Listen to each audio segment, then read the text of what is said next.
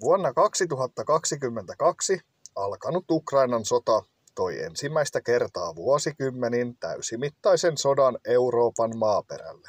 Aiempi neuvotteluihin, yhteistyösopimuksiin ja julkilausumiin perustunut järjestelmä sai haastajakseen kylmän sodan ajoilta tutun voimapolitiikan, joka korostaa sotilaallisen suorituskyvyn merkitystä haluttujen päämäärien saavuttamiseksi.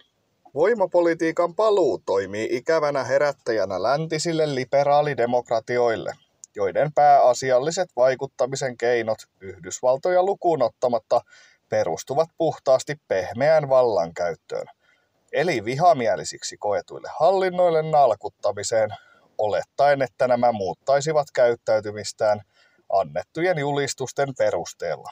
Pehmeä vallankäyttö ei toimi sen kaltaisiin toimijoihin, joiden olemassaolo ei ole riippuvainen muiden maiden hyvästä tahdosta, tai joiden kansalaiset arvostavat kansainvälisen maineen sijasta fyysistä voimaa.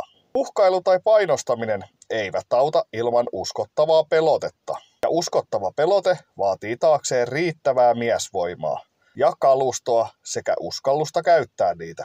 Yhdysvaltalaisten joukkojen läsnäolosta täysin riippuvainen eurooppalainen maanpuolustus koki uuden takaiskun Trumpin toisen valtakauden myötä, joka siirsi Yhdysvaltain huomion Euroopan sijasta kaukoitään. Eurooppalaiset päättäjät uskottelivat maanosan kykenevän omatoimisesti huolehtimaan omasta ja tarvittaessa myös Ukrainan puolustuksesta. Mutta itsevarmojen uskomusten takana vallitsee hyvin toisenlainen todellisuus. Vuosikymmenten ajan riisutut läntiset puolustusvoimat ovat monissa maissa taistelukyvyltään käytännössä seremoniallisia, eikä niiden kokoa ole onnistuttu kasvattamaan laajoista värväyskampanjoista huolimatta. Yli 80 miljoonan asukkaan Saksa ei ole kyennyt kutsumaan kokoon edes 200 000 sotilaan armeijaa. Samaan aikaan kun 1/4 jo valmiiksi liian vähäisestä alokkaiden joukosta jättää palveluksen kesken ensimmäisen puolen vuoden aikana. Euroopan sotilaallinen suurvalta Ranska kykenee miten kuten muodostamaan tuon kaltaiset joukot, joka on kuitenkin lähes 10% vähemmän kuin vuonna 2014. Iso-Britannian nykyiset värväysmäärät jäävät alle 70% vuosittaisista tavoitteista, minkä lisäksi maanpuolustusvoimien koko on 19% pienempi kuin 10 vuotta sitten. Myös Yhdysvallat kärsivät samanlaisista ongelmista, sillä armeijan tavoittelemasta 65 000 vuosittaisesta alokkaasta saadaan kokoon ainoastaan 45 000–55 000, joka selittyy pitkälti valkoisten miesten poistumisella. Länsivaltojen kohtaamat värväysongelmat perustuvat kaikki samaan ongelmaan, valkoisten nuorten miesten puutteeseen. Vaikka monikulttuurisuutta pidetäänkin virallisissa julkilausumissa rikkautena, kyseinen rikkaus ei millään tavoin näy monikulttuuristen maiden maanpuolustuskyvykkyydessä. Länsimaihin vuosikymmenten aikana muodostuneet värilliset siirtokunnat, jotka ovat usein täysin riippuvaisia kantaväestön tarjoamista resursseista, eivät useinkaan koe ruokkivaa kättä puolustamisen arvoisena. Tämä ristiriita asettaa liberaalit päättäjät vaikeaan asemaan, sillä kaikesta monikulttuurisuuspropagandasta huolimatta he tietävät, että heidän valta-asemansa on täysin riippuvainen valkoisten miesten halusta puolustaa nykyistä järjestelmää. Mitä pienemmäksi tämä valkoisten miesten joukko tulevaisuudessa käy, sitä heikommaksi muuttuu maan puolustuskyky ulkopuolista uhkaa vastaan, ja sitä nopeammin armeija keskittyy torjumaan ulkoisen uhan sijasta monikulttuurisen yhteiskunnan sisäistä kuohuntaa. Monikulttuurinen yhteiskunta on loputtomien kriisien yhteiskunta, jonka alaisuudessa asuvat ihmiset koostuvat kansalaisten sijaan uhreista, millä on merkittävä maanpuolustuksellinen vaikutus.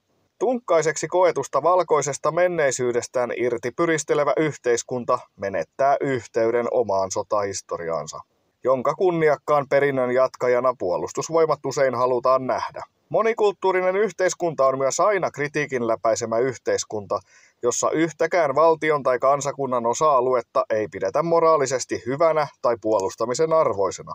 Lisäksi moninaistuva väestöaines hajottaa tunteen yhtenäisyydestä, jonka seurauksena yhdelläkään nuorella ihmisellä ei ole enää selvää, miten oma puoli erotetaan vihollisista.